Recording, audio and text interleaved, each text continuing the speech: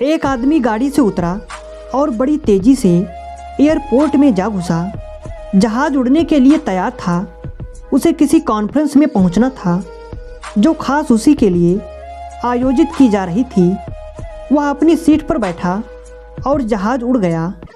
अभी कुछ ही दूर जहाज उड़ा था कि कैप्टन ने ऐलान किया, तूफानी बारिश और बिजली की वजह से जहाज का रेडियो सिस्टम ठीक से काम नहीं कर रहा, इसलिए हम करीबी एयरपोर्ट पर उतरने के लिए मजबूर हैं। जहाज उतरा। वह बाहर निकलकर कैप्टन से शिकायत करने लगा कि उसका एक एक मिनट कीमती है और होने वाली कॉन्फ्रेंस में उसका पहुंचना बहुत ज़रूरी है। पास खड़े दूसरे मुसाफिर ने उसे पहचान लिया और बोला, डॉक्टर पटनायक, आप जहां पहुंचना चाहते हैं टैक्सी द्वारा यहां से केवल 3 घंटे में पहुंच सकते हैं। उसने शुक्रिया अदा किया और टैक्सी लेकर निकल पड़ा। लेकिन ये क्या, आंधी तूफान, बिजली, बारिश ने गाड़ी का चलना मुश्किल कर दिया। फिर भी ड्राइवर चलता रहा। अचानक ड्राइवर को एहसास हुआ कि वह रास्ता भटक चुका है। नाउम्मीदी के उतार चढ़ाव के बीच उसे एक छोटा सा घर दिखा। इस तूफान में वही गनीमत समझकर गाड़ी से नीचे उतरा और दरवाज़ा खटखटाया।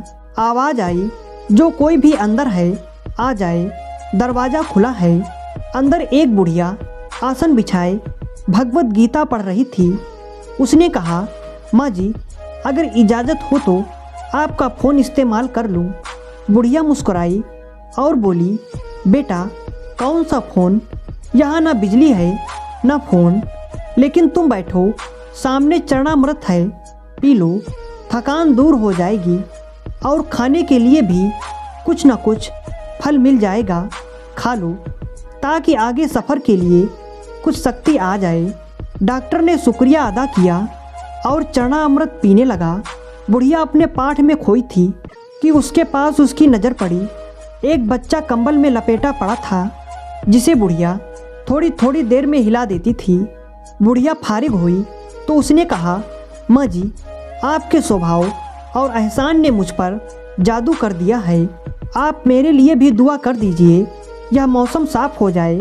मुझे उम्मीद है आपकी दुआएं ज़रूर कबूल होती होंगी। बुढ़िया बोली, नहीं बेटा, ऐसी कोई बात नहीं। तुम मेरे अतिथि हो और अतिथि की सेवा ईश्वर के आदेश है। मैंने तुम्हारे लिए भी दुआ की है।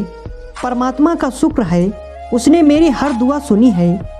बस एक दुआ और मैं उससे मांग रही हूँ, शायद जब वह चाहेगा उसे भी कबूल कर लेगा।